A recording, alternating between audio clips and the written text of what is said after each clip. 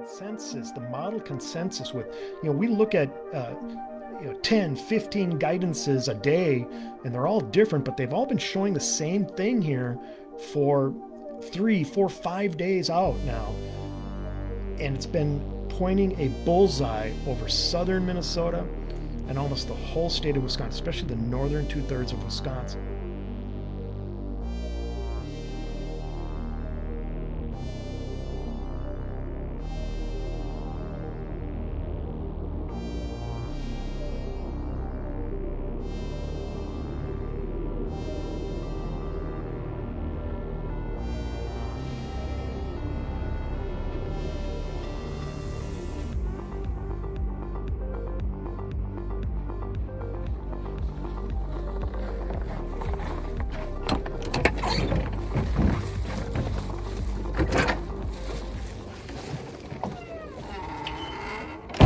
Seem like the whole city go against me. Every time I'm in the street, I hear, if you're a goaltender, tend the goal!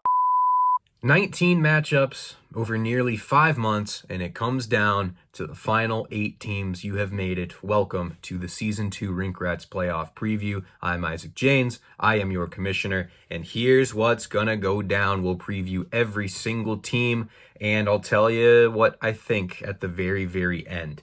But now we have reached the beginning of the 6-week playoff journey, and here's how it's going to go this year. Lots of changes from last year to this year. Here's what we're looking at. It's a 2-week playoff matchup done manually, entirely 100% manual. There will be 2 separate 1-week matchups, and the playoff score line will have 28 total categories, not 14. So here's an example. We'll take the Bucket Boys and Hot Cider, a matchup that's going to happen this year. Let's say the Bucket Boys win in week number 20, 9-4-1. Exactly actually what happened in the last week of the regular season.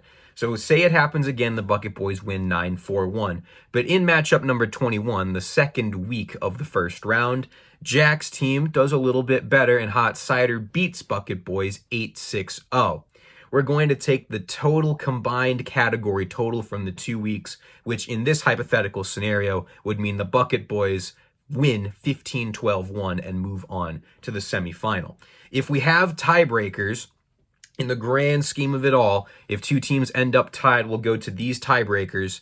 Number 1, who led the league in more categories? Who was the best team in the league in a certain category throughout the 2 weeks? If you lead the league in goals week 20, that counts for 1. It's not like 2021 combined. We'll look at that. Tiebreaker number 2, if they end up being tied in that, tiebreaker number 2 is regular season head-to-head. And then if that's still the case, then tiebreaker number 3 is just going to go to the higher seed.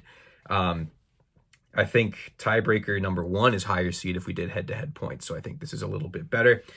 The winners move on, of course, in the single elimination bracket. Losers go into the massive cluster that is the consolation bracket. It is its own tab on the Rink Rats stats and tables spreadsheet. Please go and take a look at that.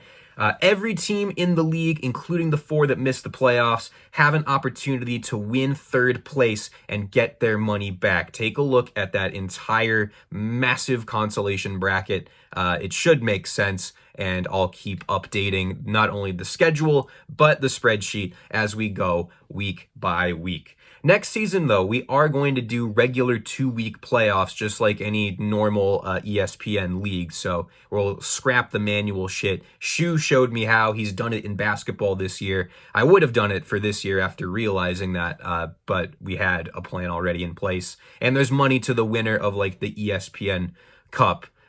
So we put $50 in there for that person. So we're going to stay with manual playoffs this time around. Next year, though, we will change it to that, and the ESPN Cup will be no more. You hate to see it. All right. The draft order for this year, just a little bit of housekeeping before we get into the main event. 4 teams eliminated from the playoffs.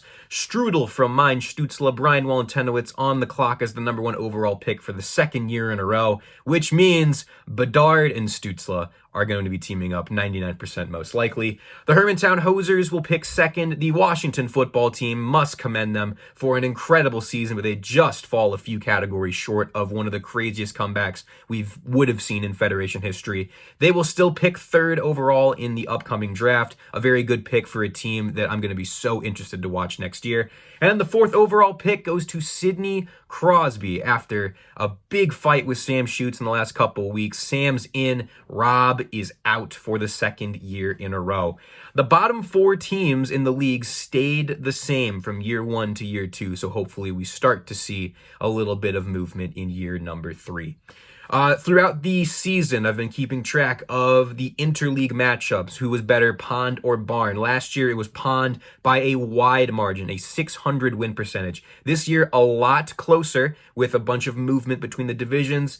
And your winner of the 2022-23 Interleague Challenge is the Barn division. We've moved just enough around, and the Barn division beat Pond in their head-to-head matchups.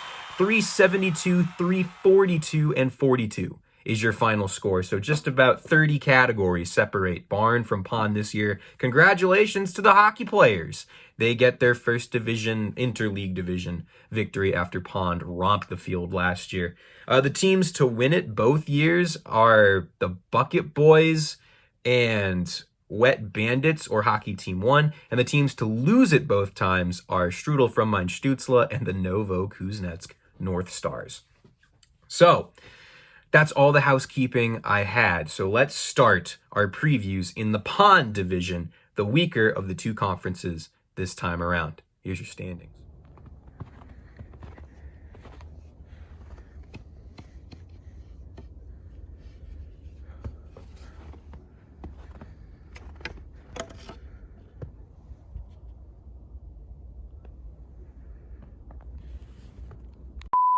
It was the same as it ever was at the top and the bottom of the Pond division this year, but the middle is where it gets interesting. We brought over Brian Walentenowitz and myself from the Barn division, kicked out the Bucket Boys and Hockey Team 1, which would become the Wet Bandits. So at the bottom, Brian was 6th in Barn last year, 6th in Pond this time around, and he's on the clock for Bedard.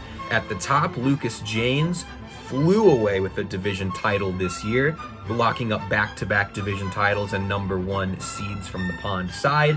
But in the middle was where the sausage got made in Pond this year. The Novokuznetsk North Stars, for the second year in a row, felt like they were locked into their playoff position by the time the new year rolled around. But the main playoff race to watch was for the 3 seed in Pond and the subsequent wildcard slot, which became the second wildcard. Elliot Newman lost the plot of the league for a bit with his Oslo Airbenders, but in the end he came back to this team, gave them the love they deserved, and proved the Airbenders are the best of the middle 3 in Pond, and waltzed into the number 3 slot to play the North Stars. The playoff fight was between an ascendant Sidney Crosby team, Robert Schmidt's squad of grizzled hockey legends and young, scrappy upstarts, versus the descendant Rocky Mountain Spires, Sam Schutz' 200 category winners from last year, third place finishers in this league. They were both under 500, fighting for the last month of the season. Rob gave it his absolute best, but not even a Linus Ullmark goalie goal was good enough in the end to unseat the Spires. Sam finishes under 500, a disappointing total this year, but he earns the second wildcard slot after a big 8-6 win over Elliott in their last regular season matchup. It's not very good, but it's good enough to get in the dance, and what we saw last year, that is all you need to make some noise.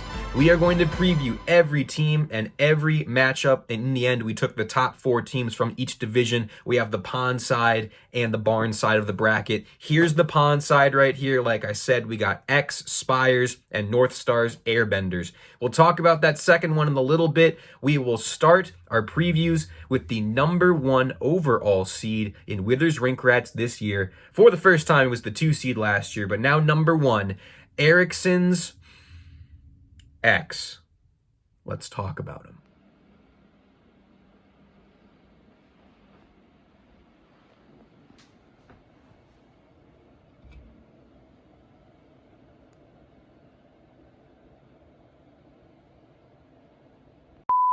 A little known fact may be that Lucas Janes actually offered up ownership of his team in the offseason. It's a true story. He told me, if there's anyone that knows hockey more than me and wants in, they can have this squad. But the X, time and again, have proven to be Lucas's best and most consistent fantasy roster, right up there with Cease Nuts, his baseball team that has a finals appearance and multiple playoff wins. This roster is loaded. Every skating position besides right wing is absolutely stacked, and even then the skaters offer so much versatility, with 2 players, Clayton Keller and Steven Stamkos, eligible at all 3 forward positions. The defensive core was unmatched last year and has repeated that performance this time around. Roman Josi, Cale Makar, Drew Doughty, and Alex Pietrangelo. That is a crazy defensive core, and it is literally every single defenseman on this roster. Those are the beginnings of a great team by itself, make no mistake, but then we must talk about the goaltenders this year. The X are this year's Airbenders, with 4 starter quality goalies on the roster. And even Oslo's guys faded towards the end of last year. That is not the case here. Lucas basically locks up all 4 goaltending categories each time out, thanks to the crew of a resurgent Connor Hellebuck, a dynamic number 2 in Ilya Sorokin from the Islanders, the Devils' Vitek Vanacek, and last year's Bucket Boys playoff darling and finals MVP, Logan Thompson. This is not a team without its flaws, though. Hits, blocks, and other skating categories could be a weakness down the road, and injuries right now are starting to mount, specifically with Cale Makar and Taylor Hall both out to start the matchup with the Spires. Makar's concussion history should be concerning, and I'm wondering if this absence will be lengthy and how this will affect the X. He's never had to play without Cale Makar in this lineup before. But this is the favorite to win the ESPN Cup. They are the number 1 seed in the league. They have proved that this is a good roster, and last year was not a fluke. But 2 first-round upsets in a row after winning the division would be unacceptable and borderline impossible. The man tasked with giving that to Lucas is Sam Schutz. Time to talk about the Spires.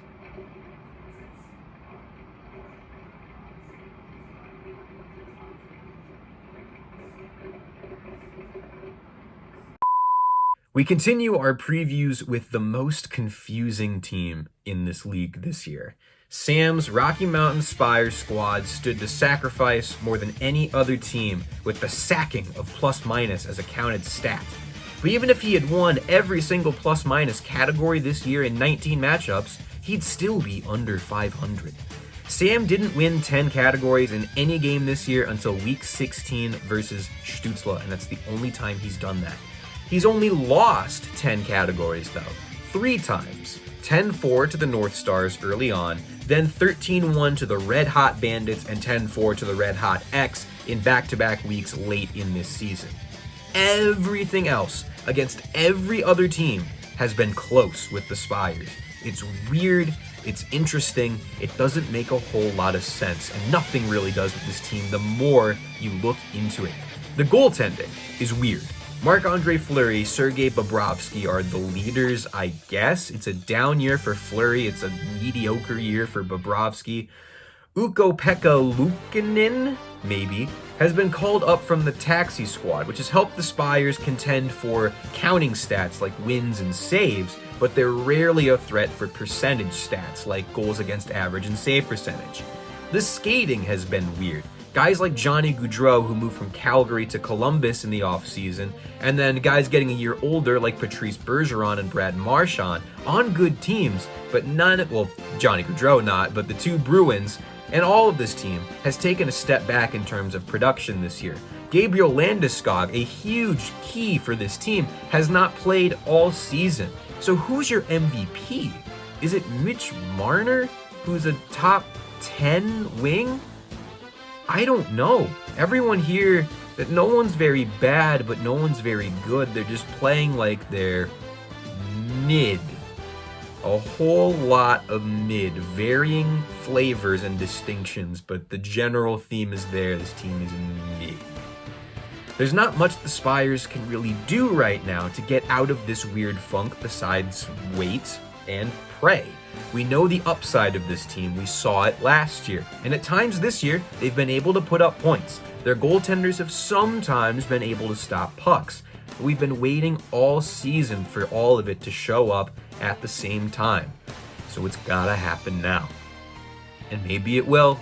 The X are not as good as they've been over the past month, but they still look like a favorite. Let's preview the matchup. I'll give you my pick. Okay, so in these previews, when I look at the matchups, I'll take a look at lockdown categories that teams are likely to win 2 of them. Or like, you know that the floor is going to be this to this, and everything else is in the balance. Well, we'll look at categories to watch, so where these matchups get won. I have betting lines, and I'll show you what each team would have done if they had faced off last week, and then I'll give you my pick. So now back to the top. Let's talk about lockdown categories. I have the X winning 10 and the Spires winning 2. So I think the baseline here, in a race to 14, the X can count on winning 10. They are really high up there in terms of goals against average and save percentage. I do not see the Spires winning any of that. The X are a better offensive team. They have been all season. I expect the X to win at least 4 of like a combined 8. So really where the Spires can do their damage is in counting stats, maybe some offense, and then some skating categories. Really all the skating categories, your average time on ices, your maybe not shots on goal, but your hits and your blocks. That's kind of where Sam could dominate if he wanted to. It's up in the air there. Categories to watch for me, wins and saves are the biggest ones. If Sam's guys actually play decently well, and you can still lose a game and give up a lot of goals, but make a lot of saves. So if Sam is able to just pack the stat line with just goalies, just throw people out there every single day and not care really what their goals against average or save percentage is, as long as they're getting shot on, I think Sam can have a shot for those first 2 goalie categories and breaking this impenetrable goaltender wall that Lucas has built.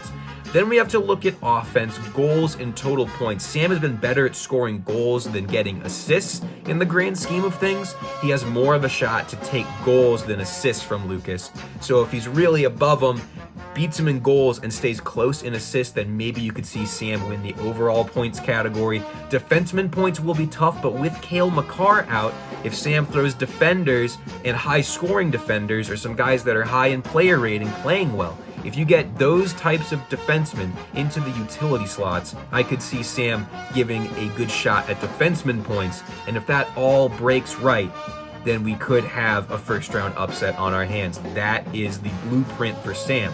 And he had it a little bit last week. If they had played last week, the X and the Spires, they would have tied 7-7. So a good performance from Sam last week, a down performance from Lucas this week. It's all up to Lucas, really.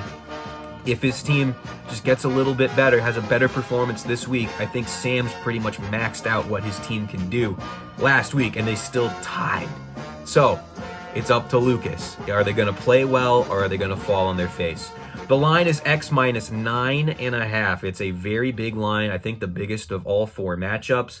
I am not going to take anything against the spread. I'm going to take X money line. I think they are just such a good roster, but I do think it's going to be closer than a 9-10 category difference in the end. If I had to pick the spread, I'd take the Spires, but I'm not betting real money. But if I was betting real money, I'd be smart on it and just take the X money line. No Cale Makar for the foreseeable future for Lucas is such a huge deal. They honestly didn't score many points last week, so I think Lucas needs to be active on the waiver wire, make a couple moves to get some defensemen in, but I do think his offensive output and that goaltending just masterclass he's put together this year is going to be enough to get himself a victory, the first playoff victory in X history, and move on to the Final Four. That's what I think.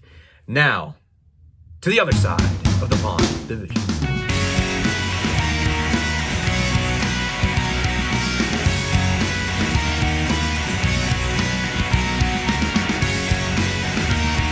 This next matchup does not have a dedicated rivalry name to it. It doesn't have much in terms of Federation glory around it. But it is one of the most played, most common matchups in Federation history. This is the 13th time these two owners have met. but it's definitely not the first time these actual owners have actually met in real life. Quite the opposite. I'd like to show you this picture. Do you recognize these people? Can you even? It's Elliot Newman and me at some point very early on in our time at Bamber Valley Elementary School. Elliot is my first friend from Rochester, Minnesota. We were in the same kindergarten class. So maybe we call this matchup the Bamber Valley Bowl or something, the Beaver Bowl potentially. But this is the first time these two have ever met in the playoffs. And it's the first time that Dylan Hilliker has ever been in a Federation playoff matchup at all. That is the stage for the 2-3 in the Pond Division, the Novokuznetsk North Stars versus the Oslo Airbenders. Someone's getting their first semifinal appearance in Rink Rat's history. We're just going to have to find out who. We'll start with the higher seed, so we're going to start with me. Okay, 24 hours down.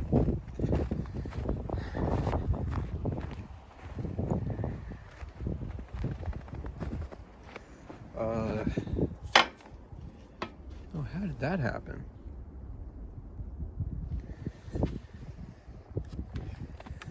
I don't know. All right. When the best player in a league becomes available, you should try to go get him. That was my mentality in the offseason when it was said that Connor McDavid was on the trading block. And the addition of McDavid has galvanized the Novokuznetsk North Stars. The ceiling is so high, but the floor is lower than it was last year. This year's version of the North Stars has shown a little bit of both of those sides. Connor McDavid and Kirill Kaprizov are an insane pair on our top line. Rasmus Dahlin and Mikhail Sergachev ascended to top-tier defenseman status. Jake Ottinger and UC Saros are one of the best goaltender tandems in the league. JT Miller, Timo Meyer, Tomas Hertl, Elias Lindholm. The scoring depth on this team is and has been championship caliber. But somehow, we still needed more. I just named every single major contributor on the roster going into this year. The depth has been abysmal based off of our predictor score. This is why I do these things, to look at weaknesses, and that's where the North Stars' weakness was. If the Stars didn't show up, or worse, got hurt, there was no help on the way. This house of cards could crumble very quickly. So I decided to make a move for another big piece. Yeah, John Tavares is now a Novokuznetsk North Star. Under team control, we will be able to keep him in exchange for my first rounder this upcoming season and my last year's first round pick, Marco Rossi, the 5th overall pick from last year.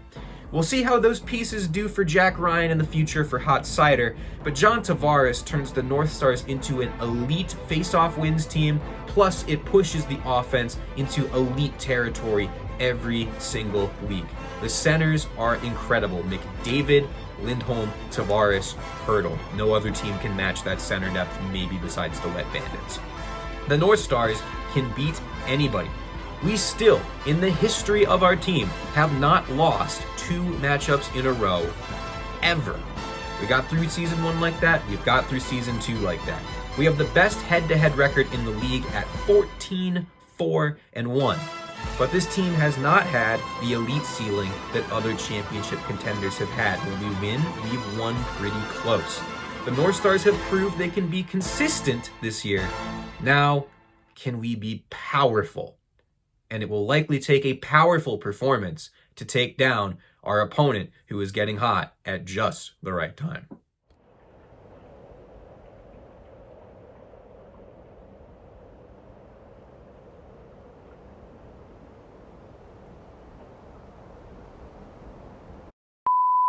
As much as we talk about setting your lineups and making sure you do the right thing, the Federation has never had a perfect season where all 12 owners in a league have set their lineup every single week, because it's fantasy sports and things get in the way. We know this.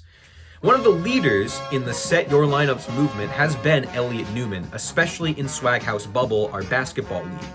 His logic basically runs that if we're going to pay large sums of money each year to play these games, every team should at least be active and make it a competition each week. But in Withers Rink Rats, we must remember that over half the league goes through a 3-sport fantasy gauntlet from September to about right now, February, March, April. With the group we have, football and basketball kind of take precedent more often than not.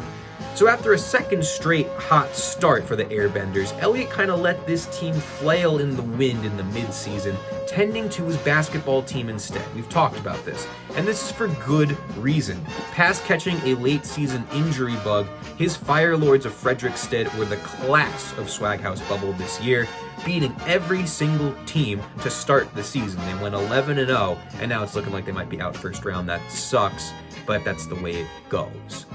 The Airbenders, though, have not lived up to their own top-tier potential this year, but it still exists for them because Elliott's come back to this roster. It took a little bit of a reminder, just a gentle little tap, but once Elliott came back to this team, they proved they deserve to be in the playoff field over scrappy startups like Sidney Crosby and the resurgent Washington football team. As far as the roster, this team goes how its goalies go, and the three-headed monster of last season has fallen back to earth slightly. Andrei Vasilevsky has been as advertised. He's been the most consistent of the bunch from last year, but Jacob Markstrom and Frederick Anderson have been disappointing, to say the least. Waiver wire pickup John Gibson has usurped both of those guys in the rotation and has become the number 2 behind Vasilevsky. The absolute resurgence of Erik Karlsson galvanizes the middle of this team, solidifying the defensive core. Mika Zibanejad, Patrick Laine, and Nick Suzuki lead a sneaky deep offensive roster that can get you if you're not careful. Do not let the record fool you. He's like 3 categories above 500, but the Oslo Airbenders are for real. They will go as far as Elliott wants to lead them. Or will the North Stars get in the way? Let's figure it out. All right, North Stars, Airbenders. Here is the tale of the tape. Lockdown categories, they're going to be kind of weird because Elliott's team is better than the standings tab gives him credit for, but lockdown categories, it's spitting out for me 12-0 North Stars. And remember, this is a race to 14 categories. So if you're just looking on the standings tab, it really does not think Elliott has really a snowball's chance in hell. Categories to watch, though: average time on ice. Both teams are within 12 seconds of one another right now. And then, of course, the goaltending categories. Elliott's path to victory normally flows right through those goaltending categories. Kind of similar to the North Stars. We're a very good skating team, trying to be a good offensive team, but it really boils down to goaltending sometimes. And Saros, more than Ottinger, is known to have a couple of hiccups sometimes. So we'll watch that. That's where I think this matchup will be decided. The line, again, kind of like the lockdown category stat, I think this is a little bit inflated, but it's North Stars -8. Last week, if these two teams had played each other, the North Stars would have won 10-4. I played Stutzel instead and won 11-3. Elliott lost to a hungry, desperate Spires team 8-6. So the pick here, not to do the exact same thing as Spires, but I like the favorite money line. North Stars money line is my pick here, because I just don't think the line is correct. I think it should be a little bit closer. I could change that, but I don't really care. The North Stars seem to be playing better at this point, but definitely a big thing to watch now. JT Miller just today has been listed as not day-to-day, but week-to-week with an injury for the Vancouver Canucks. Timo Meier has been out for the last 3 games with an upper body injury, but now has just been traded to New Jersey. Does the Devils training staff magically make his injury go away? I would hope we're going to see. But Timo Meier just been traded, and we're going to see how that affects his production. Is he going to have less chances to shoot the puck? So that would bring down our shots on goal totals. Meier's one of the top guys in the league at that. Or is it going to be better for him from a scoring standpoint with guys like Nico Hischier, Jack Hughes, the whole 9? The Devils are pretty good this year. Very interesting to watch how the North Stars perform over the next 2 weeks. I think the Airbenders are absolutely capable of upsetting the North Stars. I just kind of have it in my head that that's how this goes, but I'm going to take North Stars money line and move on from there. Then I have North Stars in the semifinal. I think that would be so intriguing. Spires Airbenders in the semifinal would be intriguing as well. Your other options would be X Airbenders, which would be fun, and Spires North Stars, which would have been the final last year if we were under this playoff format. It would not have been Bucket Boys Bender, it would have been Spires North Stars. We have no way to know who would have won that because both teams, of course, were eliminated for the final 2 weeks, but that's just something to think about. That is Pond for now. I might pick a champion later on, we'll have to see. But now, we head to a different part of the house, we head to a different side of the league, and we will talk about the Barn division. We're halfway home. How much snow's on the ground?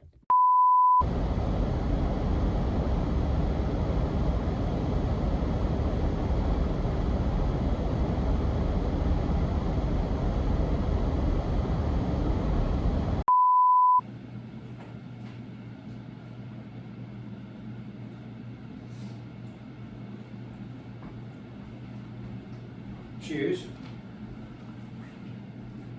Congratulations on making it to the halfway point of the video. Welcome upstairs. Welcome to a new spot. We're going to talk about a new division and a whole new side of the league right here. We're going to the champion of the interleague battle this year, the Barn division, winners by 30 categories. The 4 teams in the playoff on this side, all 4 of them, you can make an argument that they could be a favorite or one of the favorites to make a championship type of run. Let's take a look at how the division shook out this year. We threw the North Stars and Stutzla over to Pond and brought over the reigning champion Bucket Boys and the Wet Bandits into Barn this year, and here's how it went down. The Hermantown Hosers went missing in action after the first month, leaving just 4 competitive teams in this division for a time, but the Hosers were eventually replaced and surpassed by a borderline dominant Washington football team by the time this regular season ended. Incredible, huge shout out and respect to Andrew Schumacher, the manager of this team. He had him playing like a bona fide championship contender through the last month of the year. But in the end, the hole they dug themselves early on this year by not setting lineups was just 4 categories too big to overcome. So the Hosers are out, the football team are out. That leaves our 4 teams to fight for the playoff seedings. And at the top, it was a 3-way race between potentially the 3 most intriguing managerial duos, not just in Rink Rats, but in the entire federation. This battle raged all year. In the end, Jared Siegel and Adam Cohen's Beer League Bender, they led the division for most of the year. They lost it late, and they decided they didn't want the division title, refusing to set their lineups in week 19 and handing the division to the reigning champion, Bucket Boys. Their decision means they'll face the Wet Bandits, the only new team in the playoffs this year, replacing the slot the Hosers took last year. The Wet Bandits last year were called the Russian Olympic Committee and Hockey Team 1 under Dylan Hilliker's control, but Jack Dankert and Briar Flanders have breathed new life into this team. Both those guys, manager of the year contenders, maybe favorites. In 4th place in this division, Hot Seider lurks as a sleeping giant, the reigning ESPN Cup champion. Over in Pond, their sleeping giant, the Rocky Mountain Spires, never really woke up this year. Seider has shown flashes of last year's greatness at times, but after selling at the deadline, it seems like Jack Ryan, the shadow recruit himself, is looking farther down the road than 2023 for this squad's championship window. But he's still in the playoffs, and again, as we know from last year, anyone that's in can make some noise. So let's talk about the 4 teams in the Barn division. We'll go in reverse order for the matchups from Pond. We'll start with the 2-3 out of the gate.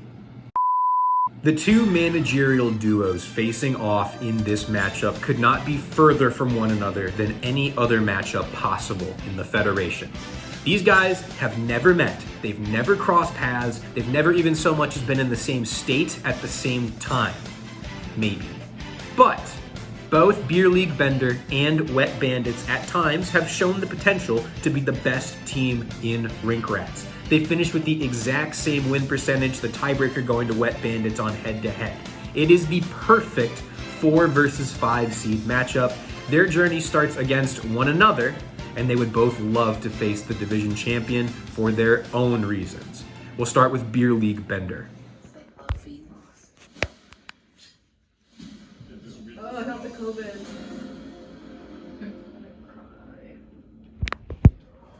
That's great. Besides,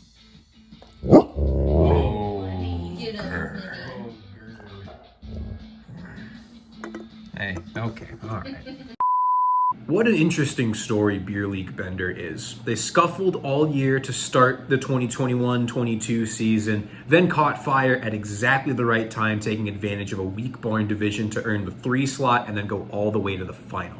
As this squad shifted from being Jared Siegel's team to Adam Cohen's team in the offseason and to start year 2 really, the results came in and they were very positive. 12-1-1 in their first 14 matchups head-to-head in season 2. So how are they the 3 seed after 19 weeks? Well, it's because the Bucket Boys got really hot, so did Wet Bandits, and Bender did the exact opposite to finish the season. When this team is healthy and firing on all cylinders, there is no true weakness. Sending Connor McDavid away for 2 very solid pieces in Matthew Tkachuk and Elias Pettersson really helped solidify this roster.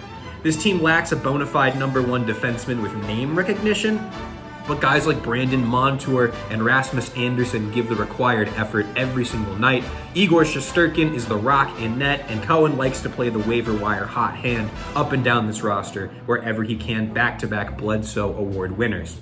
In the middle of the season, this team was firing on all cylinders and was unstoppable. How about 11 games unbeaten, an 8-game win streak, and 6 straight wins of 11-plus categories? That's insanity. That has never happened before. No team has been that hot for 6 weeks in 2 seasons besides Beer League Bender.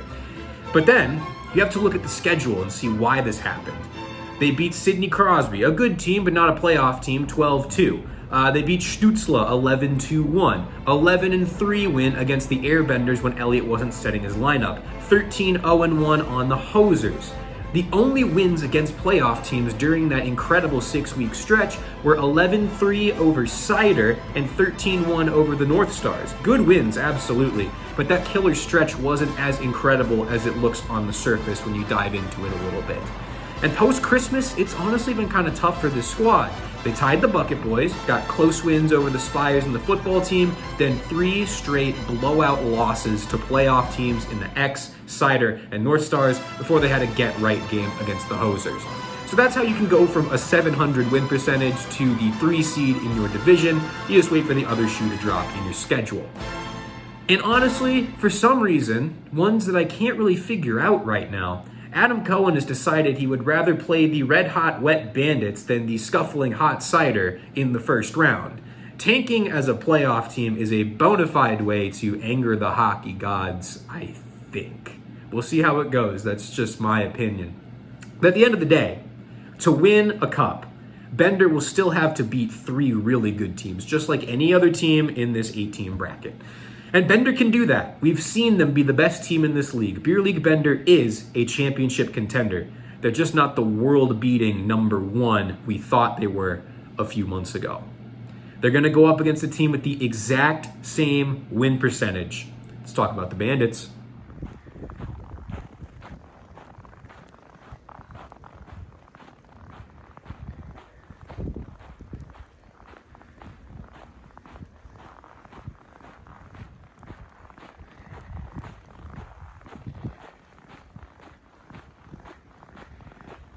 Jack Dankert and Briar Flanders are the most prominent managerial duo in the Federation. They work together in 3 of our Big 4 leagues. The only one they're missing is football.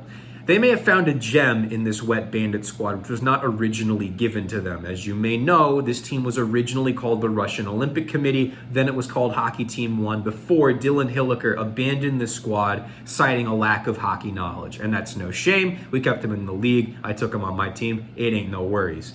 But bringing in 2 former Austin Packer hockey players in Dankert and Flanders immediately raised the floor of this team with their deep hockey knowledge. And they got a bunch of good guys on this team too, for real. This team was a deserving playoff team last year as the 8 seed. They've done better this year though. But Nathan McKinnon is still here. He anchors a center core deeper than maybe all others in the league. The North Stars are the only one in the conversation, I think, with Evgeny Malkin and the breakout Bo Horvat in support of Mr. McKinnon. Victor Hedman and Morgan Riley hold down the defense, and Zach Hyman leads a crew of underappreciated but very solid wingers with a lot of depth in that forward core. They started incredibly hot. They were the #1 team in the league through the first month, but they have cooled off since the weather turned to winter. It's been winter for a long time though. Under Dylan, Hockey Team 1 was the 8th best team in the league in a hard luck playoff snub. Under the Austin duo and an updated playoff system, the Wet Bandits are 5, and for a lot of this year, they were the 7. So Dylan should rest easy at the end of the day, knowing he didn't give up an incredible diamond in the rough, not like a championship favorite. And Jack and Briar should know they have a really solid core underneath them. They have boosted this team a couple of places. They've done well. Do not forget their incredible start to the year, and how could you, because they finished absolutely red hot, showing that they have a little bit of up and down in them. They're not a consistent #1 contender, but the Bandits can beat anybody, and they have an incredible matchup first round. This might be the most intriguing one of the bunch. Bandits, Bender in the first round. It could have been a semifinal matchup. So let's go break it down. Who's going to the semifinal, boys? Bandits Bender, tail of the tape. Lockdown categories favor Wet Bandits 8-3. I think your categories to watch are goals and points. They're pretty close in goals. Bender is solidly ahead in assists. So if Bandits can have a really good goal showing, maybe they can snag goals and points. That'd be big for them. Power play points is a big one as well. And then, of course, the counting stats for goaltenders, wins and saves. Bender normally better than the Bandits in the averaging categories. But we'll see how wins and saves go. The Bandits have not had a good run of play with their goalies recently, so we'll see where that goes. The line favors Wet Bandits. They are the 2 seed. They have earned it off of head-to-head record, but it's Wet Bandits -3. Last week, the Wet Bandits beat them 10-4 because they played each other, and Cohen decided to not try to win that game. It was 0-13-1 at one point before Bender came back and got those goalie categories. My pick here, you know, it's a good line, and I like both teams. Someone will be going home that doesn't deserve to go home in the first round. Both these teams deserve to go on a deep playoff run, but that is the nature of the playoffs. You can only have 4 teams in the second round. So I'm going to take Bender +3, and I'm taking Bender money line.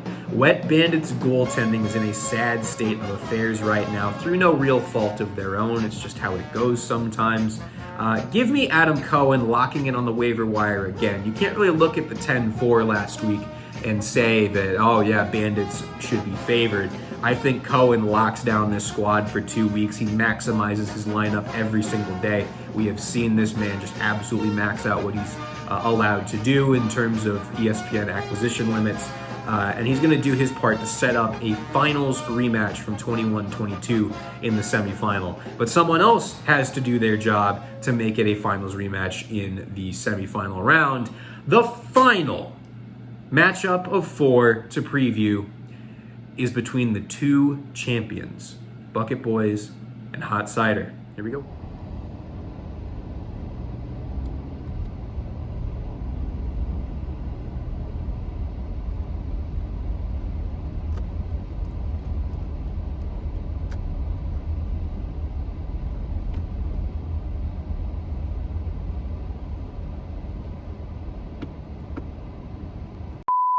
It is the 2 champions. You have the John Withers Cup winner, and then you have the ESPN Cup winner, the best record throughout the entire season, including playoffs. Yeah, this is just such a cool matchup first round. Which one was more likely to earn the division title this year? It might not be the one that you think if you haven't been following the league, although you probably have been because you're in it and you're watching this. But we will start with the wild card between Hot Seider and the Bucket Boys. It's Hot Seider. And what a year this was for Jack Ryan. What a crazy year this was for his squad. And we have to go back to last year to really encapsulate what this season means to the league as a whole. Because we do not talk about the Seider playoff fiasco of last year enough. It's an all-time moment in the Federation that kind of flies under the radar because it was hockey and it was laid on in this fantasy gauntlet that we do from September to April. Jack went 20 games unbeaten and had an 18-game win streak last year. Both records that still stand today, not only in Rink Rats, but across every league we've ever played in. It's incredible what Jack's team was able to do last year. And then he proceeded to lose to a team with a .320 win percentage that did not set their lineups until the second the playoffs started, only limping in on our technicality that 4 teams from each division had to make the playoffs. It's absolutely terrible, and we don't talk about it enough. And it seemed as if the hockey gods were angered by Jack's presence at the beginning of this season. The reigning ESPN Cup champion, the world beaters that they were last year, the preseason #1, was 1-4-2 head-to-head after 7 weeks. Outside of the playoff picture, thanks to a rash of injuries and simply awful goaltending. Not Jack's fault, but just awful goaltending. But slowly, surely, methodically, Jack picked up the pieces and steadied the ship. Since that low point 7 weeks into the season, his team's gone 7-5, settled into a secure playoff spot by January. You knew he was going to make it.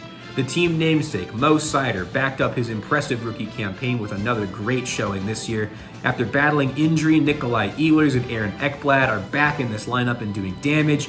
He still has Jack Hughes. He still has Dougie Hamilton. He still has Mark Scheifele, even Alex Tuck. The skater core is amazing. It was, it is, it always has been. But this version of Seider has a major Achilles heel that last year's squad did not have, and that is goaltending. Thatcher Demko may be Rink Rat's seller of the year this year, the most disappointing player in fantasy hockey, potentially. Anton Forsberg, mediocre, then he tore both of his MCLs. Yikes. Stopgap, Craig Anderson has been up and down, serviceable for what you ask him to be, but not great. And while Jeremy Swayman has performed well, he's the #2 in Boston to Vezina frontrunner Linus Ullmark. He doesn't get as many starts as he probably deserves. But now we haven't talked about 2 guys that really need to be talked about for Hot Cider. We need to look at the Toronto Maple Leafs duo of Austin Matthews and John Tavares and ask, what happened? I don't think Jack sees this team as a championship contender, so he sent Tavares to me for Marco Rossi and a first-round pick. And not long after that, Austin Matthews hit the IR with a sprained knee. Matthews has since returned. He's doing Austin Matthews things, but no one knows how long it may take him to fully recover and whether he is actually 100%. And even then, John Tavares is gone.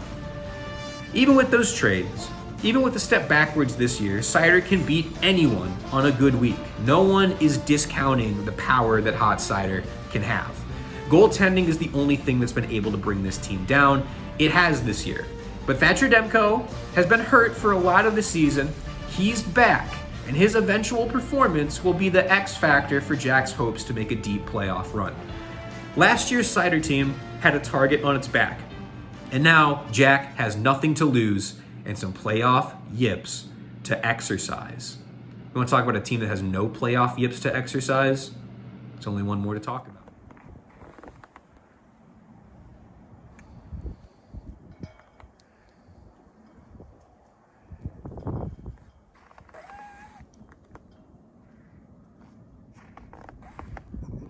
Yes, sir.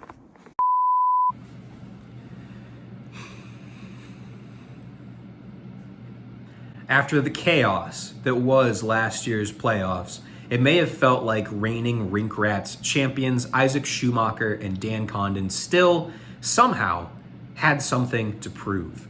They came in as the 6th best team on record last year. They were the last team to gain entrance to the playoffs from the Pond Division and emerged with the cup, dispatching 2 top-tier championship contenders in the X and Spires before prevailing over fellow Cinderella Beer League Bender. The defense of Mr. Jonathan over here has proved something. Championships, however unlikely they may be, are always earned. And the second half of year 2 specifically was the second true flourishing of the Bucket Boys squad. They've gone 8-1-2 since the month of December. It's weird to say about a champion, but that stretch in January might have been the first time the Bucket Boys were truly, unquestionably the best team in the league.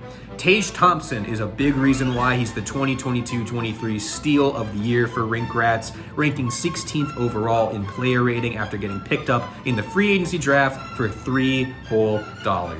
Quinn Hughes, Seth Jones, Braden Point, and Kyle Connor fill out the main core very nicely, not to mention Vladimir Tarasenko. And if last year's version of the Bucket Boys just got hot at the right time, this team is out to prove their first championship wasn't a fluke.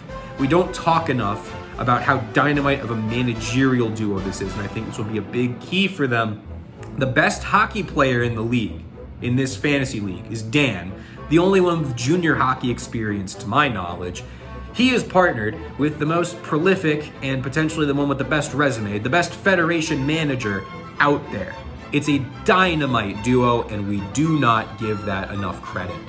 The only weak point on this roster in terms of name recognition may be goaltending, but relatively unknown names going into the year like Philip Gustafsson and Alexander Georgiev have more than pulled their weight this year and are peaking at the right time. Right now, those two guys are unstoppable. If the Bucket Boys defense keeps their hot second half going through the playoffs, this cup could stay in this house and at the University of St. Thomas a little while longer. Shu and Dan have as good or a better shot to repeat than anyone has of taking it from them. They will have to beat 3 good teams in a row. It starts with Hot Seider. It is time to preview the final matchup of the first round. Let's go.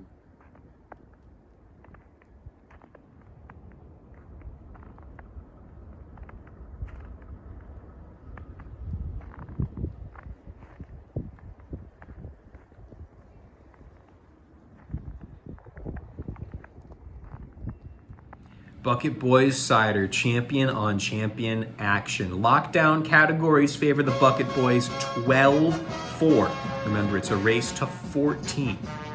And the Bucket Boys should win at least 12 the way that these teams are set up. It's a good matchup for the Bucket Boys. Categories to watch.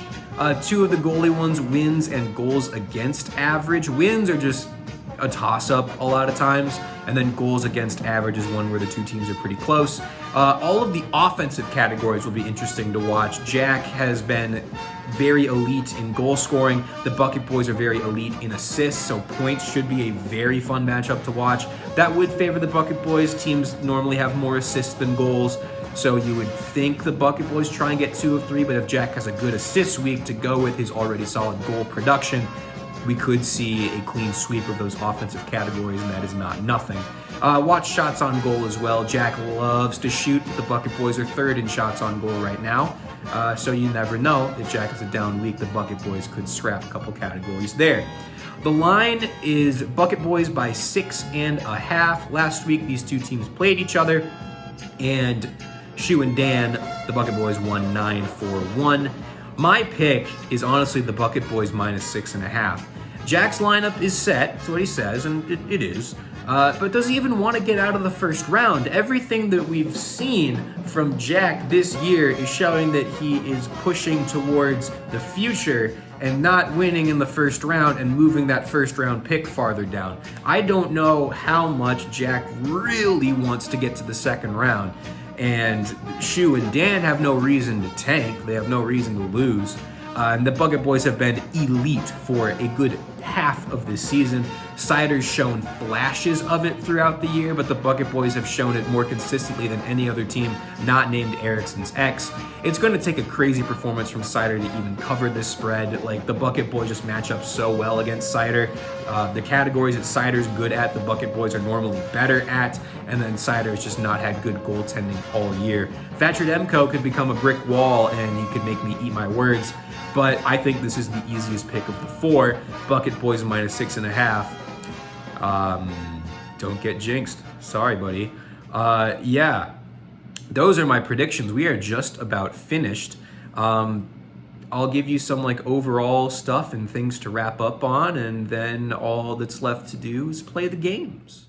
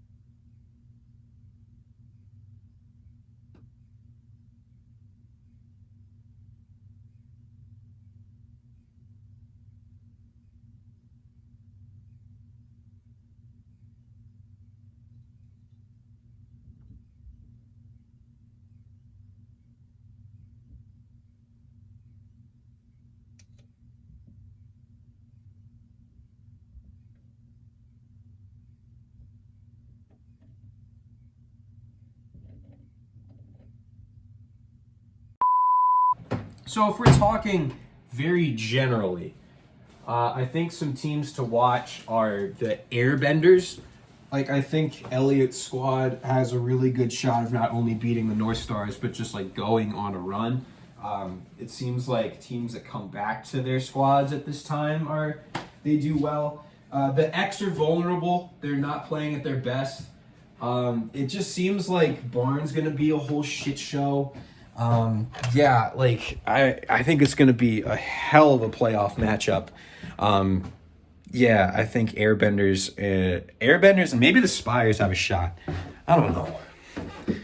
Let's wrap it up, okay? But the only thing that matters is who gets this. And here are my predictions. If you don't want to get jinxed, scroll out now. Get out. X Spires, X win. North Stars Airbenders, North Stars win. Bucket Boys Seider, Bucket Boys. Bender Bandits, Bender. Semifinals. X North Stars, matchup of the tournament. X win that in the Classic. Bucket Boys Bender, second best matchup of the tournament. Bucket Boys win that in a Classic. It's chalk. After the craziest tournament we saw ever last year, we get an absolute boring one this year. X Bucket Boys. Lucas, come get John. Thanks for sticking around. See you in a week. Thanks for watching all the time. Set your lineups. Peace.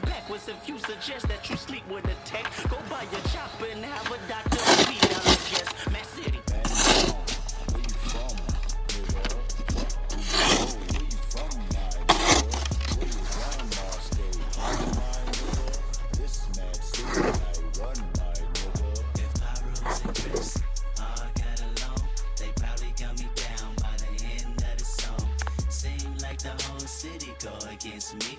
Every time I'm in the street, I hear